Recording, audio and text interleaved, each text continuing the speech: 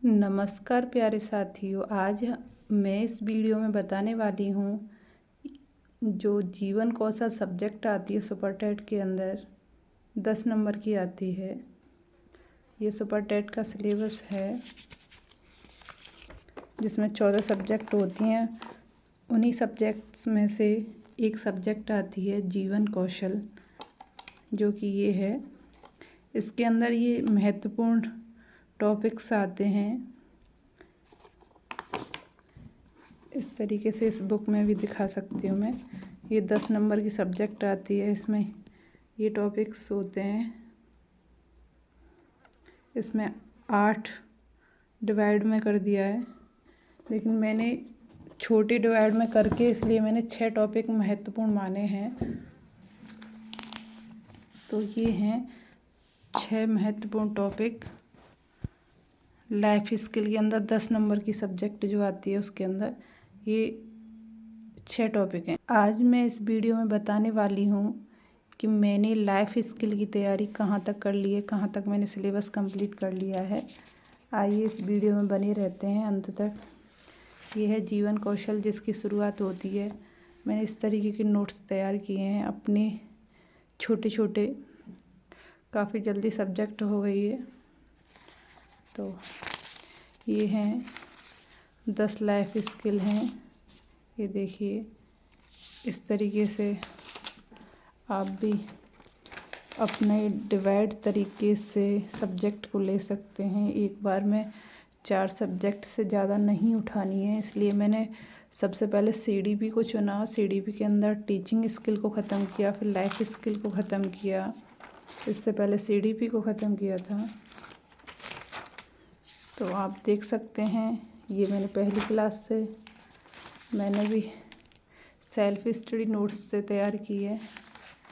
कभी कंटेंट कहीं से, कभी कंटेंट कहीं से, जहाँ से मुझे ठीक लगा। मेरे पास में ये कंबाइंड बुक है, कुछ इसमें से तैयार करती हूँ, कुछ इधर उधर से। इस तरीके से मैंने तैयारी की है। तो ये हैं शिक्षा के स्तंभ, जो कि आप जीवन कौशल के अंदर ही देख रहे होंगे। ये 6 टॉपिक्स के अंदर ये जो 8 टॉपिक्स थे, ये वाले मैंने ये 6 टॉपिक्स में तैयार किया है।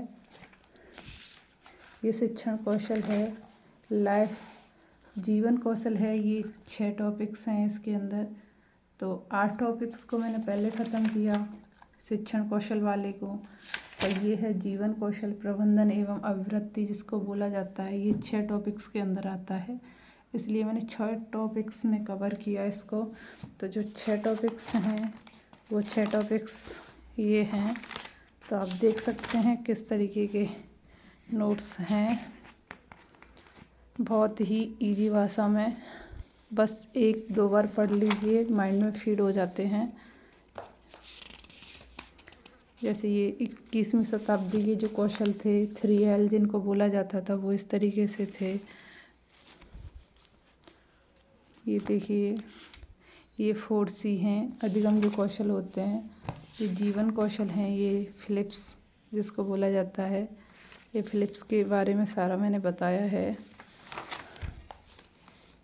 ऐसे ही इसमें देख सकते हैं अभिप्रेरणा होती है इसके अंदर, तीसरा टॉपिक। तो आप इसमें देख सकते हो, ये अभिप्रेरणा के प्रकार हैं। ऐसा नहीं है काफ़ी टफ सब्जेक्ट हो, बस इसको एक बार सरसरी निगाहों से देख लोगे फिर भी ये समझ में आ जाता है। ज़्यादा इसको रटने की ज़रूरत नहीं पड़ती, बस परिभाषाओं में देखना पड़ता है। तो ये हैं, ये दंड एवं पुरस्कार है। मैंने सोचा इसको किताब से ही वैसे ही तैयार कर लूँगी, इसमें ज़्यादा कुछ नोट करने के लिए नहीं था, इसलिए मैंने क्लास 5 के रूप में इसको नोट किया कि दंड एवं पुरस्कार। इसको मैंने ऐसे ही छोड़ दिया क्योंकि ये टॉपिक्स मेरा अच्छे से समझ में आ गया था। इसके बाद ये है अभिक्षमता, अभिरुचि, अभियोग्यता, इसको बोला जाता है। इसके अंदर ये है मूल्य शिक्षा, इसके बारे में बताया मैंने, मानवीय मूल्य कितने होते हैं, इस तरीके से।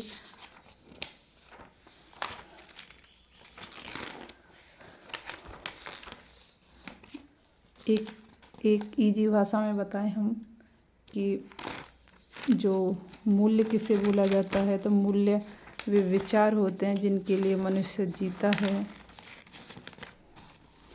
उसी के अंदर हम बात करें तो संवैधानिक मूल्य होता है इस तरीके से। ये संवैधानिक मूल्य कौन कौन से होते हैं ये मैंने सारा इसी में क्लियर किया है। इसके बाद ये देखिए, ये मैंने कंप्लीट कर लिए ये वाली सब्जेक्ट। देखा ना कितना जल्दी इजी सब्जेक्ट है, कितना जल्दी हो गया। मैंने वही सब्जेक्ट सबसे पहले ख़त्म किए हैं जो मुझे इजी लगी और जो सबसे जल्दी हो जाएंगी।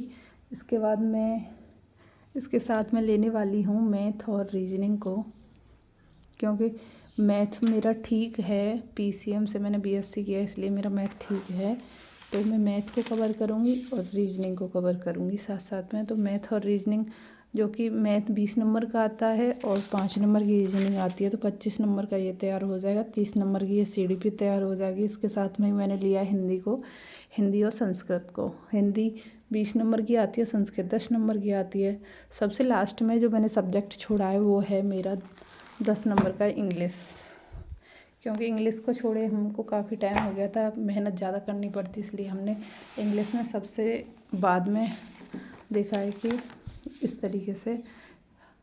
और इसके साथ में हम लेने वाले हैं करंट अफेयर्स को, करंट अफेयर्स जीएस को, जो कि 30 नंबर की आती है। जो मैंने ज़्यादा नंबर की सब्जेक्ट जो मुझे सबसे जल्दी ख़त्म होने वाली सब्जेक्ट हैं, इसलिए मैंने उन्हीं को पहले लिया है। तो आप इसी तरीके से मेरी वीडियो में बने रहिए, मैं इसी तरीके की जानकारी आपको आगे देती रहूँगी। धन्यवाद।